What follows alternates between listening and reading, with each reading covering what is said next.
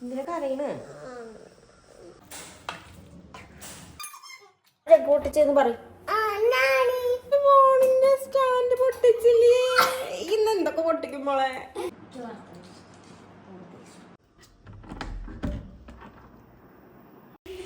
ഞാൻ രാവിലെ എണീറ്റിട്ട് നേരെ ചെല്ലണത് ദേവട്ടൻ്റെയും ആര്യൻ്റെയും റൂമിലേക്കാട്ടോ. ആര്യനെ വിളിച്ചുണർത്താൻ വേണ്ടിയിട്ടാണ് ഞാൻ ചെല്ലണത്.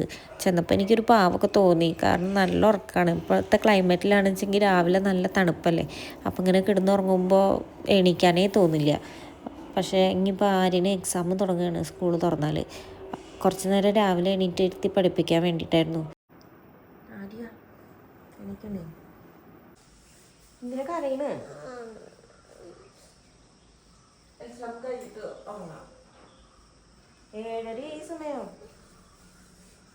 ഉറങ്ങേണ്ട സമയമല്ല. അപ്പോൾ ആര്യന് ഭയങ്കര സങ്കടമാട്ടോ രാവിലെ എണീറ്റിട്ട് പഠിക്കാൻ പറയണേന്.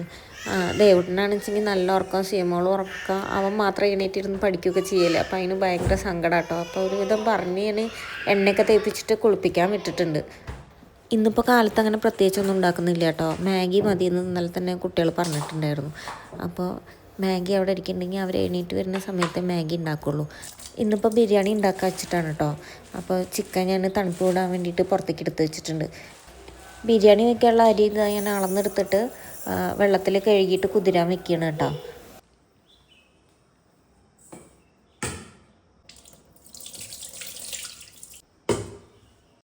ഇന്നലെ രാത്രി ചിക്കൻ വറുക്കാൻ വേണ്ടിയിട്ട് ഞാൻ മസാലയൊക്കെ തേച്ച് വെച്ചിട്ടുണ്ടായിരുന്നു കേട്ടോ. അപ്പോൾ കുറച്ച് ചിക്കൻ ഞാൻ അതിൽ മാറ്റി വെച്ചിട്ടുണ്ടായിരുന്നു. ഇനിയിപ്പോൾ അതും കൂടി ഞാൻ വറുത്തെടുക്കുകയാണ്. അപ്പോൾ ബിരിയാണിയുടെ കൂടെ കുറച്ച് ചിക്കൻ വറുത്തതും ആവുമല്ലോ. ചോളം വാങ്ങിയത് ഇരിക്കുന്നുണ്ടായിരുന്നു കേട്ടോ. അപ്പോൾ ഞാനത് പുഴുങ്ങാൻ വേണ്ടിയിട്ട് വെക്കുകയാണ്. ഇവിടെ എല്ലാവർക്കും നല്ല ഇഷ്ടമാണ് അത്. കാലത്ത് എണീറ്റിട്ട് വാതിലൊന്നും തുറന്നിട്ടുണ്ടായിരുന്നില്ല. അപ്പോൾ ഗ്രില്ല് തുറന്നിട്ട് ഇനി ഇന്നലത്തെ വേസ്റ്റും പിന്നെ ഇപ്പം ഉണ്ടാക്കിയ ഫുഡിൻ്റെ വേസ്റ്റൊക്കെ കൊണ്ടുപോയി കളയാൻ വേണ്ടിയിട്ട് പോവുകയാണ് കേട്ടോ. ചിക്കൻ്റെ തണുപ്പ് വിടുമ്പോഴേക്കും ചിക്കനിലേക്കുള്ള ഉള്ളിയും കാര്യങ്ങളൊക്കെ ഞാൻ റെഡിയാക്കി വെക്കുന്നുണ്ട്.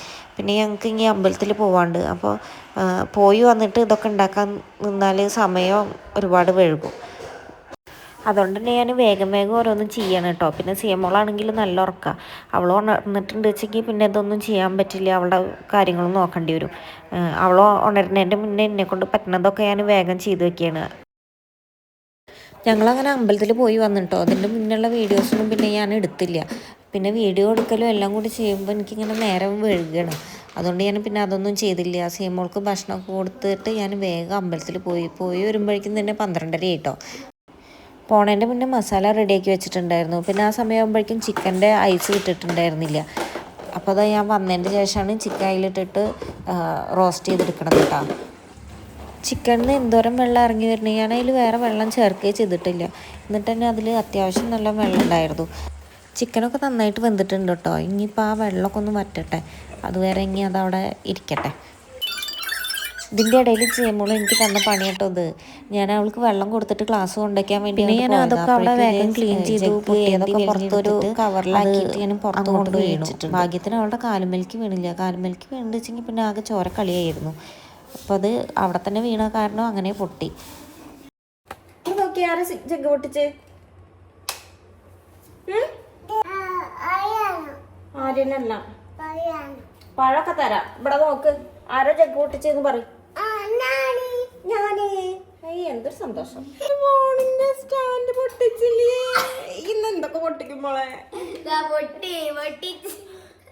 അയ്യോ, ഫോണ് മാത്രം കയ്യിലായി. ഇന്നെന്താ ചുമ്മക്കണ്ട ഉമ്മക്കണ്ടാ.